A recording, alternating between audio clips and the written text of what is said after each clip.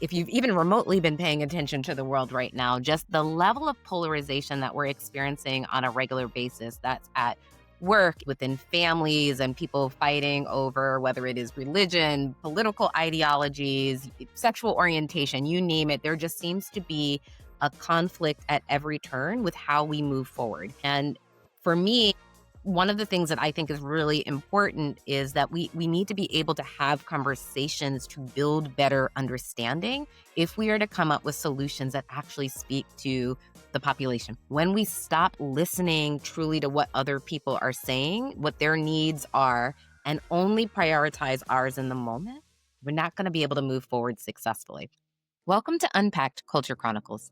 I'm Danielle Marshall, an equity strategist and executive coach, and I'm thrilled to have you here. This podcast is all about exploring cultural differences, similarities, and the ways that we can begin to bridge across them. Together, we're going to dive into meaningful conversations with guests from all walks of life.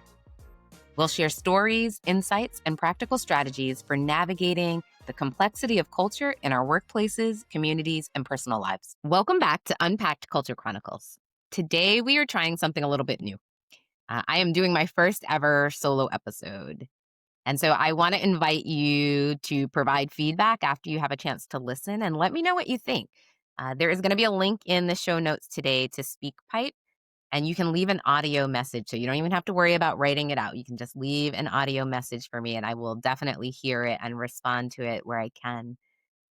And so the reason that I decided to come on and do a solo episode today is because I've created something that I've been working on quietly behind the scenes, and I'm really actually very excited about this. What I created is the Curiosity Playbook, quick tools for leading hard conversations. And the sort of the emphasis behind this really came from if you've even remotely been paying attention to the world right now, just the level of polarization that we're experiencing on a regular basis, that's at work, within families, and people fighting over whether it is religion, political ideologies, sexual orientation, you name it. There just seems to be a conflict at every turn with how we move forward. And for me, one of the things that I think is really important is that we need to be able to have conversations to build better understanding if we are to come up with solutions that actually speak to the population.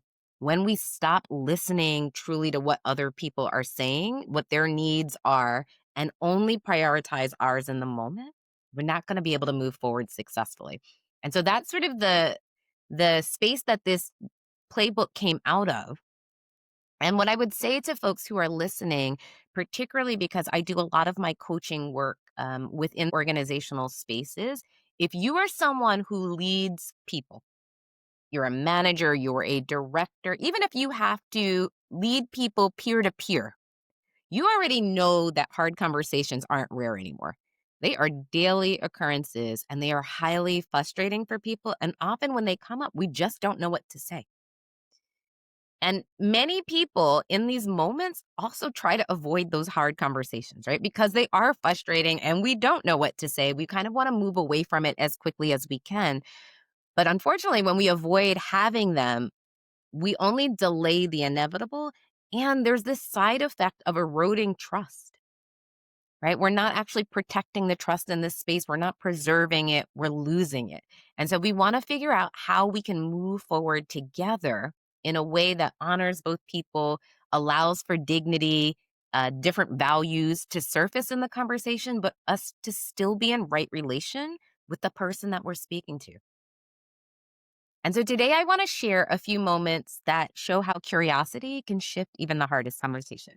As I say that, I want you to understand I am a regular person, just the same as all of the listeners out there. Just because I do this for work doesn't mean that I have fully mastered it. I have to practice this just as much as the next person. I have to understand what my triggers are, and I have to know how to sort of calm myself in the moment so that I can remain present. But I figured I'd share a couple of moments that I've come across, both from a personal perspective, but then also things that I've seen with some coaching clients, with their permission, of course, to just, again, reveal how curiosity can be a tool in this moment. So the first story that I wanted to just share with the audience today was about a team discussion at an organization I used to work with, and I'm keeping their name out of it to protect the guilty parties in this case. It might be me also. But nonetheless, when we sat down, the team was discussing filling a leadership role. And the group was spending a lot of time talking about what would be the right kind of candidate to bring into the organization. And there was a lot of energy in the room. Some of it really felt like tension, but it was a polite tension, right? People choosing their words carefully, sort of walking right up to the line, but maybe not saying the full thing that they were thinking. But what I do remember being said in that moment, and I'm going to paraphrase, but the colleague said something to the effect of, "I just don't think that this person will fit our company culture. She seems a little too outspoken." Now, when that comment is made, it lands really awkwardly in the room, right? It sounds coded, maybe gendered, racialized. There's a lot that's coming up for people. So I know I'm experiencing this personally, but I'm also looking around the room at people's body language, and I can tell that it's not going over well for the majority of people in the room. And at a certain point, everybody gets quiet. Few people are looking down at their notes. I saw somebody doodling. It's kind of like, again, we want to say something, but what do you say in that moment? Now, for me, I'm feeling that immediate flash of discomfort, right? Like I could feel my heart rate jumping. I had a bit of a knot in my stomach. And my mind is going to, did you really say that? Because for me, it is highly racialized, it is highly gendered at that moment. And so I'm sitting there with this, and I really had this sharp urge to just call her out and just be like, that is biased thinking. And let me tell you all the reasons that you're you're wrong for what you just said. Because as I said, like this is a practice. And at that stage of my career, I wasn't leaning in as heavily. But what I was able to do is that I realized, even as I was getting ready to say what I truly wanted to say, that if I were to have that reaction in the moment, I might end up shutting down the conversation. And I really had to think about what my goal was ahead of time, because while anger is a completely normal emotion and I never want to silence anyone's emotions, my goal meant that if I got angry in that moment, I wasn't going to be able to have the conversation that I needed, right? Or it would take a lot longer. And so I had to do a pivot real time, and I chose curiosity. And what that meant for me is that I had to slow down, I had to take a deep breath. And instead of confronting the person directly, I just asked a question. And so I said to them, again, paraphrasing, but I'm curious, when you say fit, what are you picturing?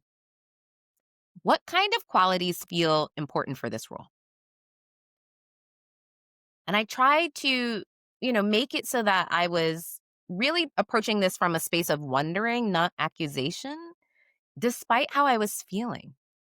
But what happened next sort of changed the nature of the conversation, because my colleague paused. And in that pause, she took a deep breath also, and she admitted that she was worried that the candidate might ruffle feathers with the senior leaders. And while I didn't necessarily agree with that, what happened is, again, it opened the door to talk about whether ruffling feathers might actually mean challenging the status quo. Right? So what's acceptable to one person, what makes someone comfortable versus the next person can look drastically different. But I wanted to get more to the place of understanding both what she meant by her statement, but also what was underlying that initial comment. And, other people started to chime in. And so remember, she said, like, I don't know if I want this person to ruffle feathers. That's why they don't feel like a good fit. My thought was maybe that's about challenging the status quo. And when the other team members started to chime in, some people actually said, maybe that's what we need right now. We don't need more of the same. We need someone who's going to ask the hard questions. We need someone who's going to be honest, hold truth to power in this moment. But ultimately, what happened is that the conversation shifted away from judgment to really beginning to explore what kind of leadership the team wanted to cultivate. And that was a powerful moment, because we could have kept going on this path of just sitting in disagreement and conflict. And this is why this person should have been hired or not hired. Um, But instead of doing that, we took a moment to dig a little bit deeper to really surface what was coming up and what's the vision that we wanted for one another as we were working on this team. And the candidate was ultimately hired into the organization and they thrived. And so it felt like a win on multiple levels. One, we brought someone fantastic into the organization, but two, we were able to work through something that was really complex and had a lot of different opinions from different staff members in a way that felt like we were both respecting and valuing what was said, but also contributing to the ultimate success of the organization. Something that comes up for me as a secondary lesson from that experience is that sometimes just a simple, honest question can do more for our organizational culture than entire policy document. We had documentation on what hiring looked like. By asking that single question, what we were able to uncover is that that discussion wasn't going to fit into a policy document. We needed to define for ourselves both what culture fit looks like and sounds like and what kind of organization we want to be a part of. So I want to invite you to reflect with me for just a second. Think of a recent moment in your own life that got very tense. What question, even a simple tell me more, might have changed the outcome? I'll give you a second or two to think about that.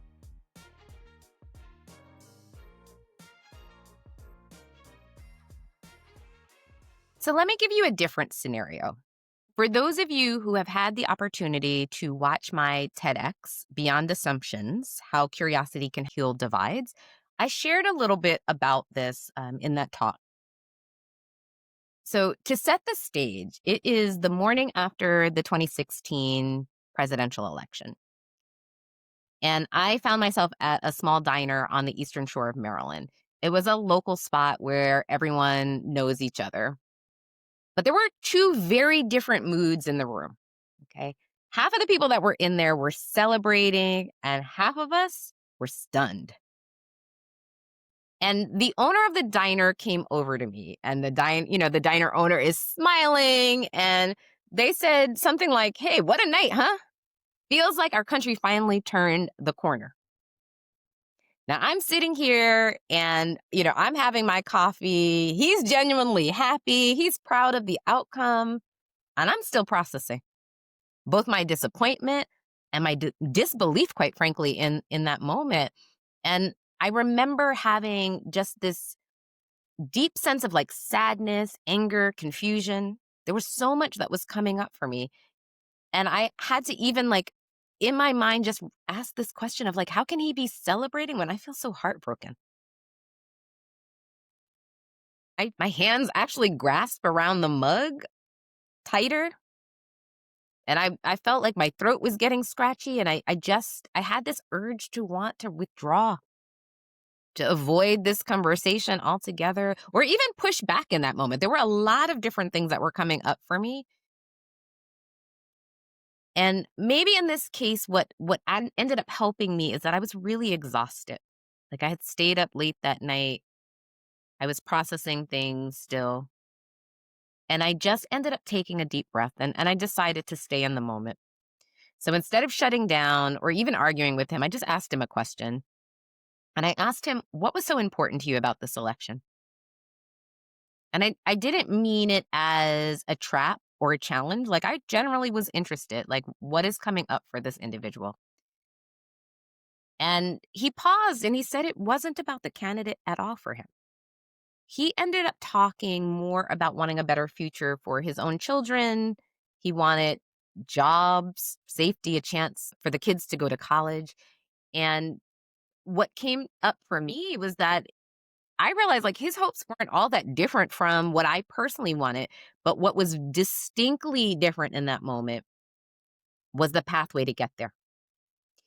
And that conversation didn't change how either of us voted, but it absolutely changed the tone. It moved us away from having walls to more of a place of being able to understand one another's perspective. And so that breakfast became a turning point for me. Like the curiosity didn't erase all of our differences, but it absolutely helped me see his humanity. And I hope he was able to see my humanity in that process as well. And so the takeaway that afternoon, or excuse me, that morning for me was just that when we lead with questions instead of judgment, we remember that most people want the same things. Like we might want security, dignity, sense of belonging. It's not that far of a leap to say that the majority of us want this. And I don't again claim that everybody wants exactly the same thing, but oftentimes there are enough shared values under the surface that we do in fact want, that we could just get to if we were curious enough and we were willing to stay in the moment. So that one question of what was so important to you still guides me when I walk into hard conversations today. So again, I'm going to invite you to reflect with me for a second. Before your next tough meeting or conversation, try this one. Take one deep breath and remind yourself, my goal is to understand, not to win. Now, of course, that is contingent upon that being your goal, in fact. But if you're really here to understand, not to win, try this practice. That one small reset can change the entire tone of a conversation. And so let me give you one final example of how I've seen curiosity really help us to bridge across difference, and to move beyond difficult conversations. And this one comes directly from one of my coaching clients. They were a senior leader in their organization and they were balancing family dynamics at home. And in their household, they had a partner and children that had very different religious traditions. Okay, so there was a Christian and a Jewish husband and wife in this relationship. And the tension wasn't actually about the faith itself, but it was very much about how to honor holidays in a way that felt fair and respectful to everyone. Um, and the client sort of looks at me as we were chatting, and they said to me, first after they sighed, they were like, every year this turns into an argument. Which holidays we celebrate, whose traditions get highlighted, and how much space each one takes up, even down to, whether or not we visit different family members. And so this is not a story that feels like that's uncommon to others, right? But what they went on to say is that they were absolutely exhausted by this entire process. They felt like they were always unseen, they were overruled, and they just didn't know how to balance sort of this tension. And this individual mentioned a recent blow up that happened at home where one partner wanted to host a Christmas dinner and the other one felt like the way that they were handling it was really minimizing their own faith tradition and they didn't know where to go from there. Now, as a coach, I felt a lot of empathy because you could feel the frustration and the love tangled up together. These people obviously cared about one another. And the thought that I had at that moment is this isn't really about logistics, it's about belonging. It's about feeling heard. And the question that I asked of the client in that moment is what are you actually protecting? Right? So instead of offering a fix or even a mediation strategy, I asked what feels most important to each of you about your holiday traditions. And I invited the client to ask the same question at home, focusing just on one conversation at a time and ideally not in the heat of conflict for this particular scenario. And I encourage them both to listen for meaning beneath the rituals. There are opportunities to think a little bit more deeply. Like, is this about faith? Is it about memory, identity, or even like family connection? Right? There's a lot of ways that that could have shaped out. What ended up happening is that they came back a couple of weeks later and they said that that question changed everything for them. One partner shared that lighting candles wasn't just religious, it reminded them of their grandmother. The other partner said that the tree wasn't about faith, but it symbolized joy and togetherness for them. Once they understood the why behind each practice, they found creative ways to blend traditions together. So the arguments were really never about the holidays. They were about, for them, feeling seen. And curiosity turned what could have been a real power struggle into collaboration. So they figured out how to work together to uplift the holidays and the meanings in particular that were important to both of them. When people feel heard and seen, they can often move away from this need to fight for space and start collaborating and creating together. And so, my takeaway as I sort of wrap up this episode is whether it is a family table or a leadership team, the same truth is going to ultimately apply for us. And it's that curiosity reveals what that connection requires. So if we can ask better questions, we can get to a closer sense of understanding about what this individual needs, again, to feel like they belong, to feel like they're seen, that you are listening to them. So I hope you take each of these stories as a glimpse into how curiosity can work in real life, not just in theory, but in practice. And again, this is something that we need to continue to practice. And for people that start thinking a little bit more about this as a practice and they get overwhelmed by the idea of like, I don't know how to ask these questions. I don't know how to stay present. Perhaps find one question that you want to really lean into and start there. And remember, if these stories resonated, I put together the Curiosity Playbook so that you have simple tools to help you stay steady and human when things get hard. And you can grab it from the link below. And I really invite you to tell me what landed for you, whether it is from this episode or if you download the Curiosity Playbook. Tell me what you think about it. I'd love to hear your reflections. And until next time, remember where curiosity leads, connection follows. Be well. If you enjoyed this episode, be sure to subscribe, leave a review, and share it with your network. It makes a big difference in helping us grow this community. And if you're looking for coaching or resources to take your cultural awareness to the next level, visit us at culture-principles.com/coaching. And remember, where curiosity leads, connection follows. Be well.